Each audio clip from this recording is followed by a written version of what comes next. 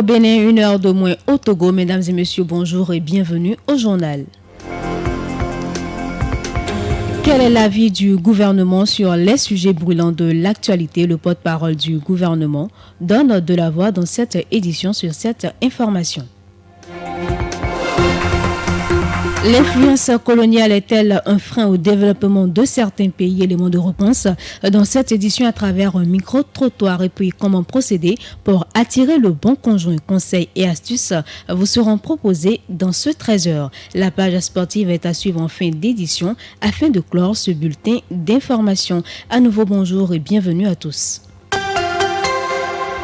Le mercredi 16 octobre, le gouvernement béninois a donné son accord pour la contractualisation en vue des travaux de réhabilitation. Lors d'une émission sur une chaîne de télévision privée, le porte-parole Wilfrid Lian Hungbeji a expliqué cette décision et apporté des précisions. On l'écoute.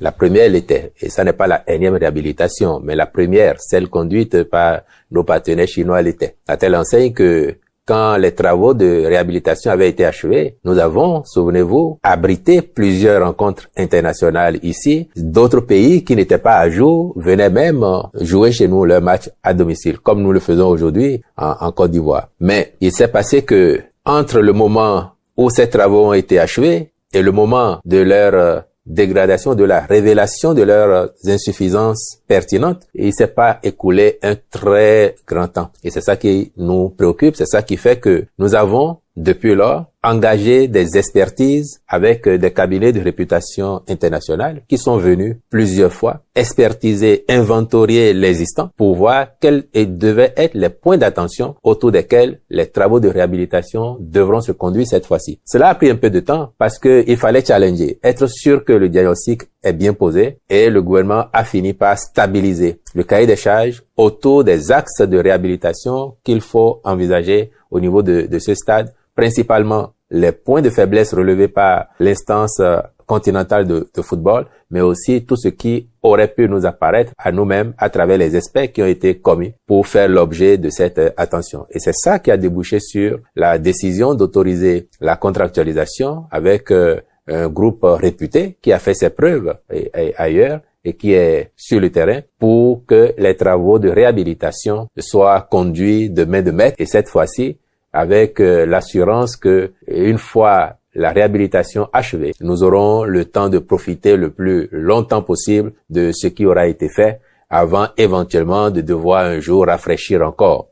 Et je vais dire que à ce propos, l'une des garanties que nous avons, c'est que le groupe qui conduit ces travaux veillera à l'entretien de l'infrastructure pendant 1 an. Ils veilleront à l'entretien. Et puis pendant ce temps, le ministère des Sports aura pris le temps lui-même de mettre en place maintenant un modèle de suivi régulier de cette infrastructure et des dépendances pour que plus jamais il ne soit dit que notre principal stade au jour d'aujourd'hui soit déclassé par les instances continentales ou mondiales de football. Au cours de la même émission, le porte-parole du gouvernement s'est prononcé sur l'effectivité de la rentrée des classes au Bénin. Selon l'invité de Herbert Toye Huniboyosias Sounouvou, toutes les écoles ont ouvert leurs portes au Bénin, même celles situées dans les zones à risque.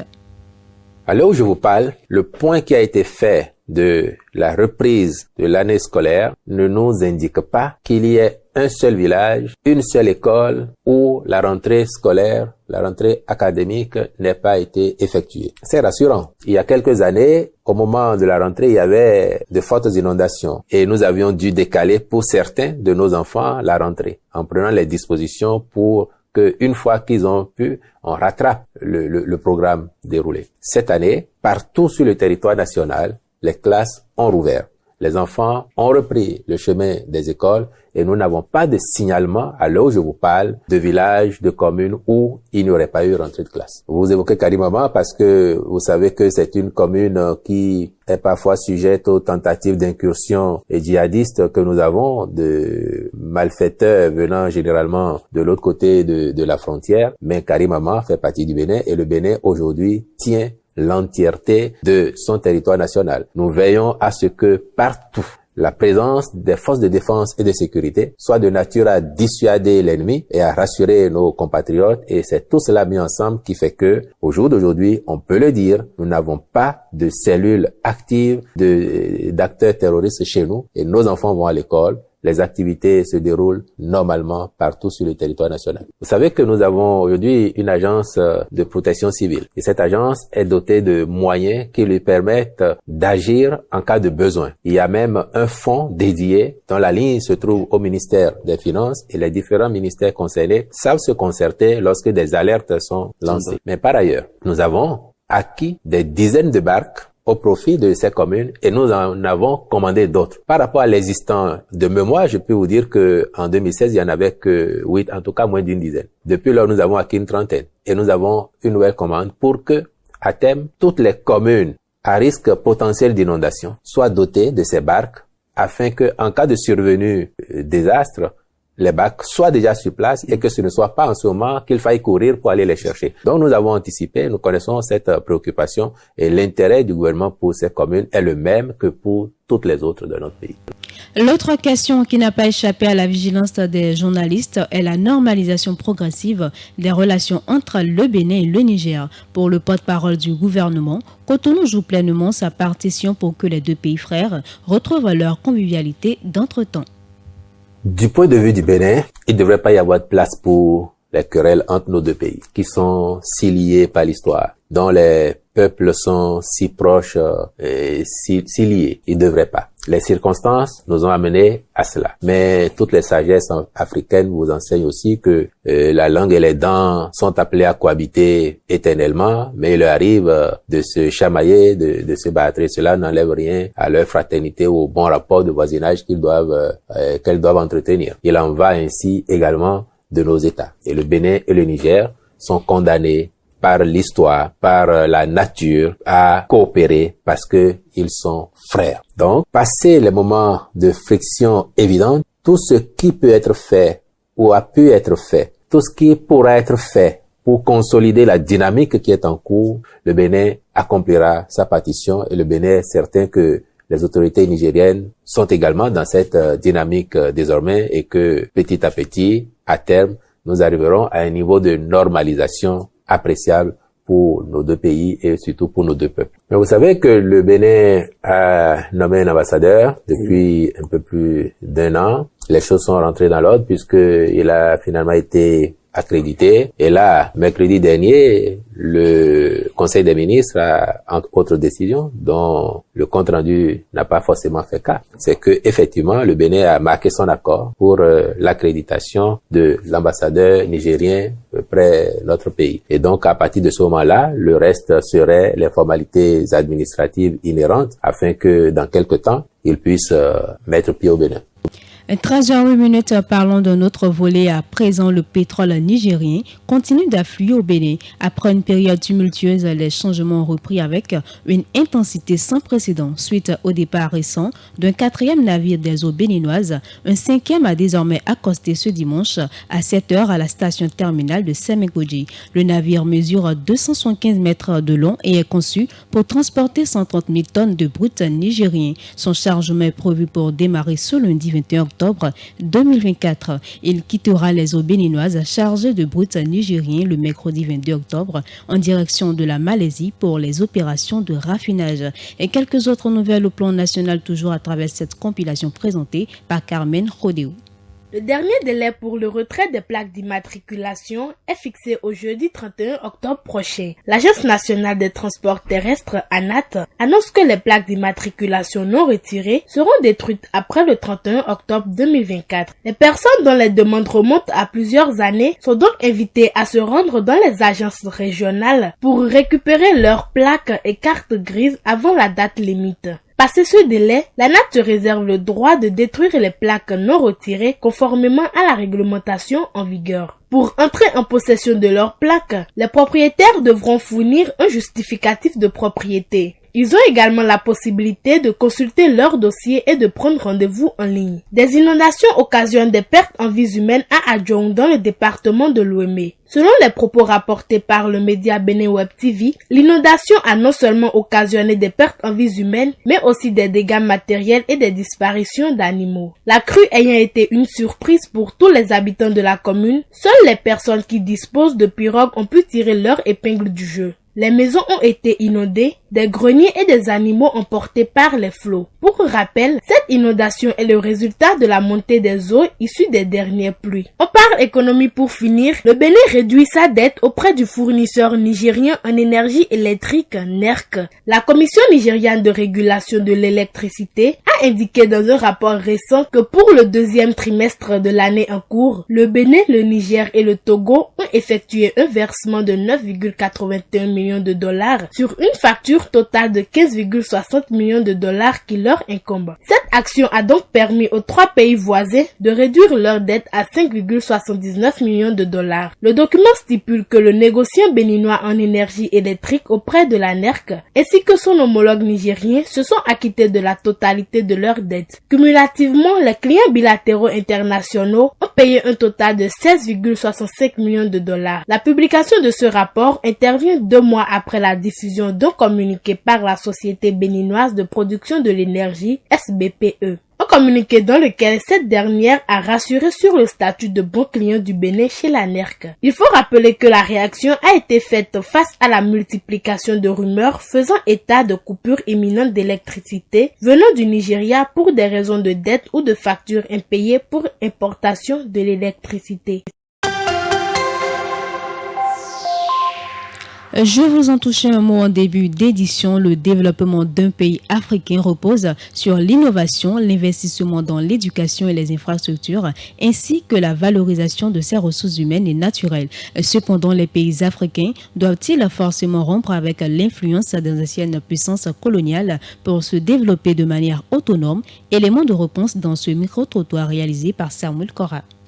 Bien oui, les pays africains devraient absolument se départir de leurs anciennes colonies ou, dois-je dire, les anciennes puissances coloniales. Le problème, ce n'est pas la volonté de se départir de ces anciennes colonies. Le véritable problème, c'est de trouver les moyens pour se départir, parce que ce n'est pas qu'on n'a pas voulu. Il y a eu la volonté qui est l'indépendance qui est arrivée il y a bien longtemps.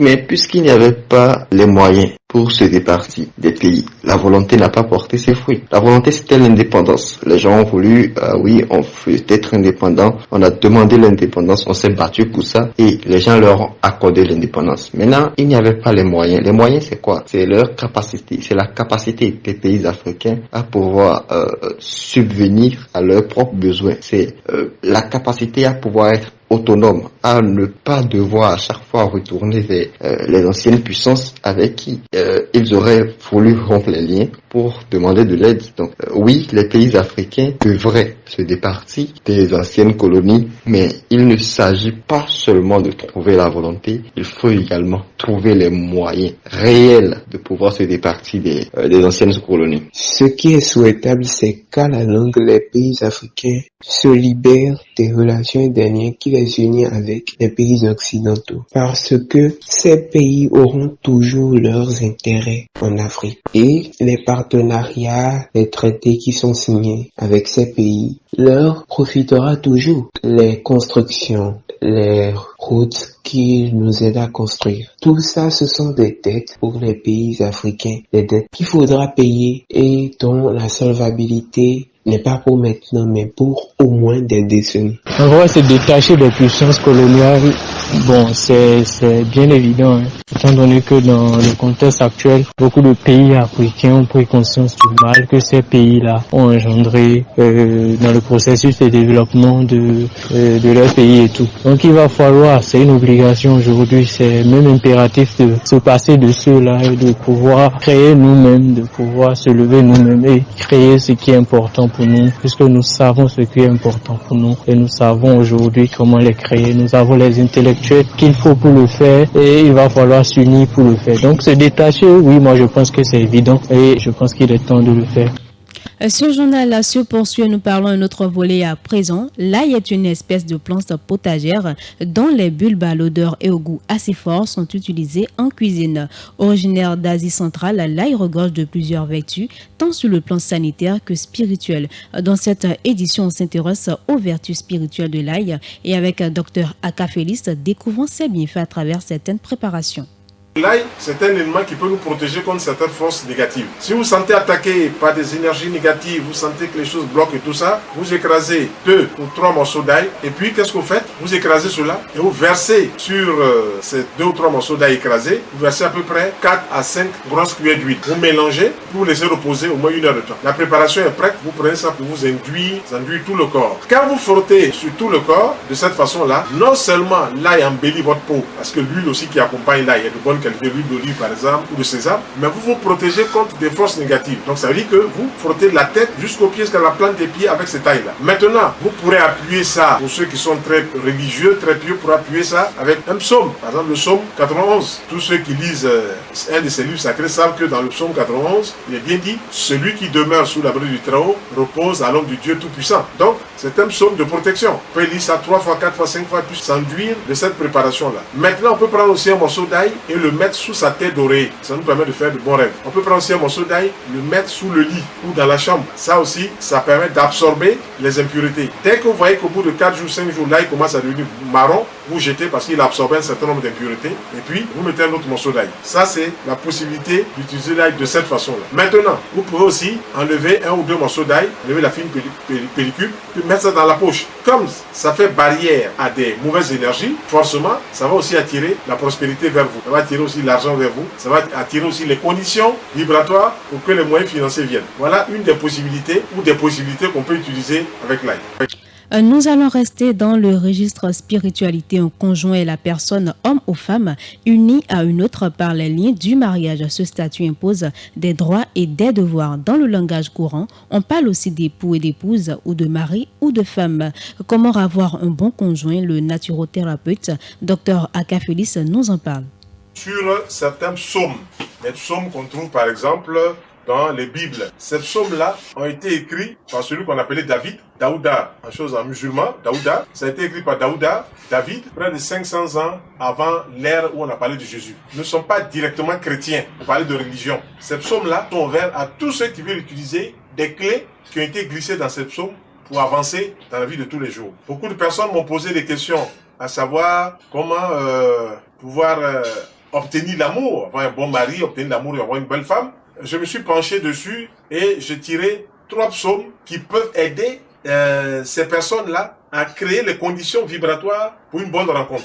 Le premier psaume, c'est le psaume 89. Le deuxième psaume, c'est le psaume 133. Le troisième psaume, c'est le psaume 138. Comment les utiliser? On peut utiliser le psaume 89 ou bien le psaume 133 ou bien le psaume 138. Qu'est-ce qu'il faut faire? Premièrement, il faut dire 7 fois « Béni sois-tu Seigneur de l'univers ». C'est lui qui nous a tous mis sur la terre ici. Il faut d'abord lui rendre gloire. C'est pour ça que dans la religion musulmane, avant que le musulman prie, il dit bien, il chasse d'abord le démon. Aouzubillahi shaitan rajim, il chasse le démon d'abord. Et puis maintenant, il dit qui est Dieu. Bismillahi rahman rahim. Donc il dit, au nom du Dieu, le clément et le miséricordieux. Dieu aime qu'on fasse son atalakou. Dieu aime qu'on fasse, voilà, qu'on parle de lui. Voilà. Quand tu veux faire ton affaire, il faut mettre Dieu dedans. Tout commence avec Dieu, tout se finit avec Dieu. Si tu mets Dieu dedans, voilà, Dieu dit, ah, voilà quelqu'un, un de mes enfants au moins, qui sait qui je suis, Dieu. Donc, si on veut faire le psaume 80, on dit d'abord, béni sois-tu, Seigneur de l'univers. On dit ça 7 fois. Et puis maintenant, on va dire au Seigneur de l'univers ce qu'on souhaite attendre de lui. Seigneur de l'univers, moi, si c'est moi, je dis, je suis Aka Félix, fils de Feu Ano Aka Pierre et de Feu Henriette Eugénie Nobu. Il faut dire le nom du papa et le nom de la maman. Puis maintenant, dis au Seigneur de l'univers, je souhaite rencontrer l'âme sœur, je souhaite rencontrer l'âme frère qui va me permettre de bien naviguer sur l'océan de la vie, qui va me permettre d'être en harmonie avec la vie, de bien s'entendre avec cette personne-là. Quand on a dit cela, maintenant, on lit le psaume 89 9 fois. 9 fois parce que c'est le fondement même de toute chose. Le chiffre 9, quand on prend le 9, c'est comme si le serpent se mordait la queue. C'est le cercle. Le serpent qui veut se mordre la queue et puis finalement il ne se mord jamais la queue et ça forme un cercle. Quand on voit le cercle, c'est ce que ça veut dire en spiritualité, le serpent qui se mord la queue. Voilà, donc c'est le cercle. Et c'est le fondement de toute chose. À partir de là, maintenant, on lit le psaume 89 ou bien le psaume 133 ou le psaume 138 9 fois. On n'est pas obligé de dire les 3, mais on peut dire un seul. On le fait sur 9 jours pour boucler les neuvaines ou pour boucler dans la tradition hébraïque les 9 cœurs d'ange. Voilà, je parle spirituellement. Quand je parle de quelque chose, je me réfère toujours à une tradition, la tradition hébraïque. Les Hébreux parlent de 9 en parlant de 9 cœurs d'ange. Donc, en faisant ces prières sur 9 jours, on va forcément toucher tous ces 9 cœurs d'ange pendant les 9 jours. Et puis, on peut recommencer encore cette expérience sur 9 jours. Donc, ça prend une deuxième neuvaine. Et puis, on partira une troisième neuvaine. Voilà, c'est comme ça qu'on va pouvoir déclencher dans l'atmosphère où on est des vibrations électriques qui vont attirer forcément le magnétisme d'un homme ou qui vont attirer le magnétisme d'une femme. Et ça fera ce qu'on appelle l'électricité, le magnétisme, tout simplement.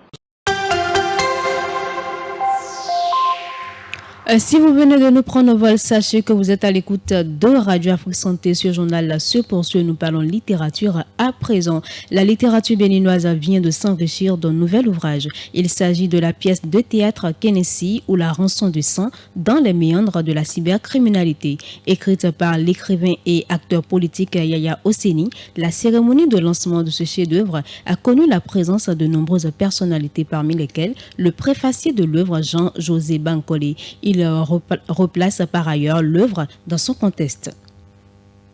Le Vodou Kenessi est une entité dont la puissance d'intervention est comparable à celle d'un fauve. Et à en croire la description qu'en font les sages, c'est une véritable bête enragée dont la mission première est d'assurer protection et bien-être aux siens. Autrefois bien gardé et prince inconnu du grand public, Kenessi est rendu célèbre par les gaïmans, et ce, du fait de la cupidité maladive de certains dignitaires qui tronquent leur sagesse et leur intégrité contre quelques billets de banque. C'est ainsi que cette divinité a été attribuée à des personnes sans foi ni loi et sans aucune notion de base en matière de vaudou. Il n'y a pas d'entité mauvaise en vrai. Le mal n'existe que dans le cœur des humains qui les invoquent mal à propos. Cette situation désolante et préoccupante a provoqué un cauchemar chez Oseni Yaya, qui a mis son talent à profit pour écrire dans le style qu'on lui connaît une magnifique pièce de théâtre. De son côté, le professeur Tibus Zanon, enseignant de droit à l'université d'Abomey-Calavi, a donné la signification de cette divinité tout en regrettant ce qu'elle est devenue dans les mains des jeunes. Relativement à l'ouvrage qui a été écrit par le brillant communicateur, Kenessi tire son origine du pouvoir, de l'énergie tirée du lion. Il serait devenu, parlant de Kenessi, ou elle serait devenue la divinité qui se contente, à qui l'on adresse des organes humains et corps humains. Je dois vous dire qu'il n'existe pas de définition précise et universelle du terme cybercriminalité. Mais en termes généraux, il s'agit d'un délit qui est commis en utilisant un réseau informatique ou Internet. Mais ce que beaucoup ne savent pas et que je voudrais vous dire aujourd'hui, à l'origine, le principe consistait à tester les systèmes informationnels pour voir leur vulnérabilité. L'idée à l'époque, c'était de trouver des mécanismes et des solutions pour trouver les erreurs et résoudre les problèmes liés au dysfonctionnement de logiciels. Très tôt, des esprits malveillants ont trouvé une belle opportunité d'affaires. Donc, une activité à l'origine innocente a été transformée en cybercriminalité. Pour Yaya Oseni, auteur de cet ouvrage, Kenessi ou la rançon de sang, se veut avant tout un canal de sensibilisation et de conscientisation.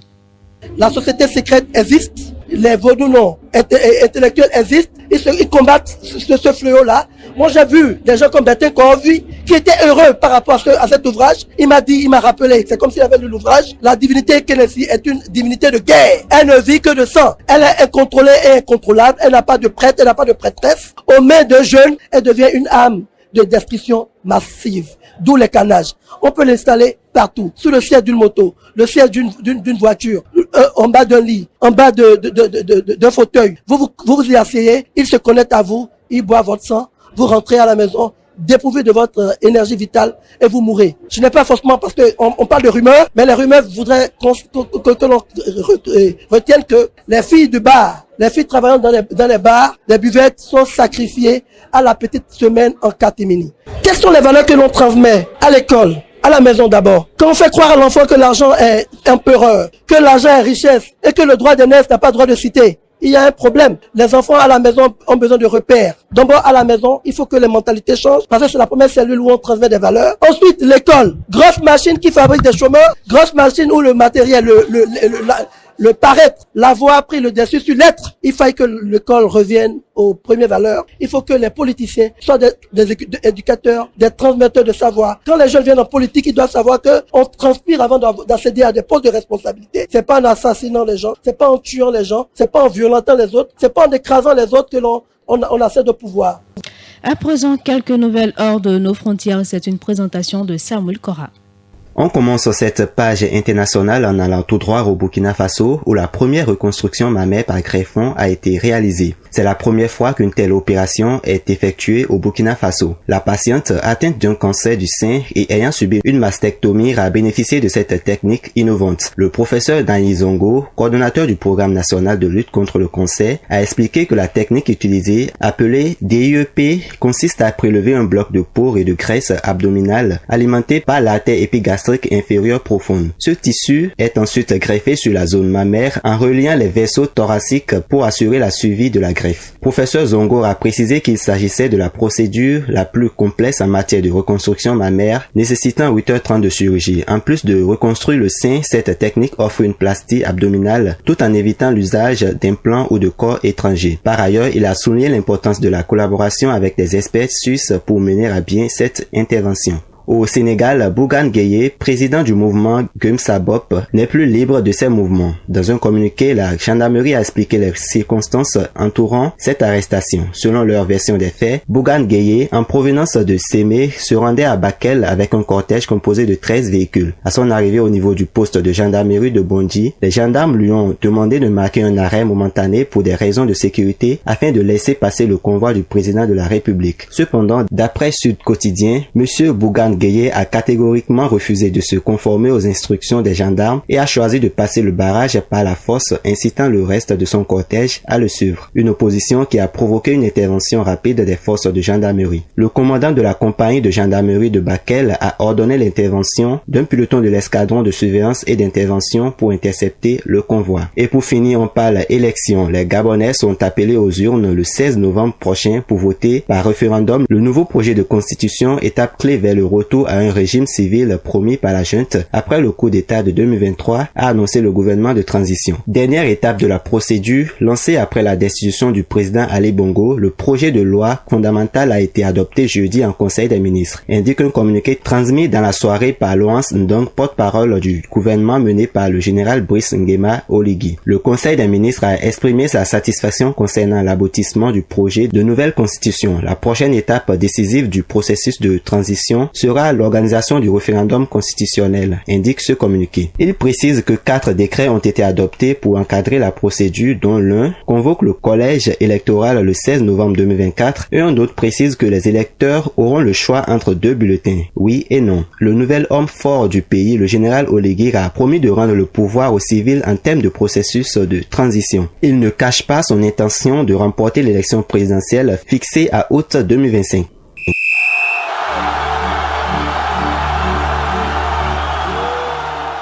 Le sport, c'est maintenant le tournoi UFAOB des moins de 20 ans qualificatif pour la prochaine CAN de la catégorie a démarré depuis jeudi dernier dans la capitale togolaise. Hier, on a disputé la deuxième journée de la phase de groupe avec les Guépards Juniors qui ont fait un match nul avec le pays hôte, le Togo. Je vous invite à écouter l'entraîneur du Togo, Vincent Amito Kodo. Un match nul, pas satisfaisant, dans la mesure où on cherchait au moins une victoire pour se mettre à l'abri. La dame chance n'était pas de l'autre côté. Mais dommage, aujourd'hui, on a manqué de réalisme. Sinon, l'équipe des U20 épervier, au cours de nos préparatifs, c'est l'équipe qui marquait plus. Mais aujourd'hui, on n'a pas eu la chance de marquer, mais on va continuer. Ce n'est pas la fin du monde. On va travailler, et on a au moins 48 heures. On va essayer de corriger et on verra ce que ça va donner. Mais Clégé aussi, c'est un attaquant. Il faut un attaquant et son suppléant. On a vu que celui qui avait commencé était un peu soufflé. Donc il faut mettre un 109, c'est pourquoi on a mis Clégé. Je peux dire que c'est un match de football, hein. C'est un tournoi. Et pour moi, déjà, on a fait 2 matchs, 2 points. On devait avoir 6 points. Mais on a encore un match, on est encore en vie. Et le mercredi, on va essayer de gagner le Ghana pour se qualifier. Sinon, vers la dernière minute, on pouvait scorer, mais on n'a pas pu scorer, mais on va corriger. On a encore 48 heures. On va corriger ce qu'il y a corrigé avant de jouer le match contre le Ghana. Toujours dans le groupe A, le Ghana a battu le Niger 2-0 au classement. Le Ghana est leader avec 4 points, suivi du Bénin et du Togo avec 2 points chacun dans leur camp. Et enfin, le Niger a 1 point pour les Guépas Juniors. Les qualifications se joueront mercredi prochain face au Niger.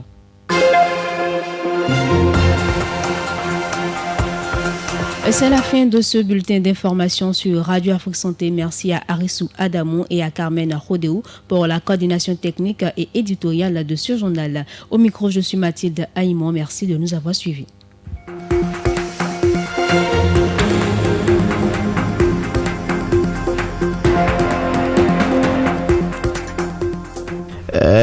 Ah ouais, Coleton, tu connais le blaze, Tiaf, tu peux m'appeler Papa Yazir.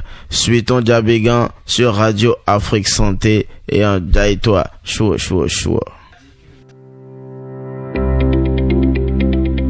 Vous souhaitez communiquer sur Radio Afrique Santé? Vous organisez un événement? Nous vous accompagnons. Faites la promotion de votre événement sur Radio Afrique Santé. Pour plus d'informations et pour tout renseignement, rendez-vous sur notre site www.radioafriquesanté.com.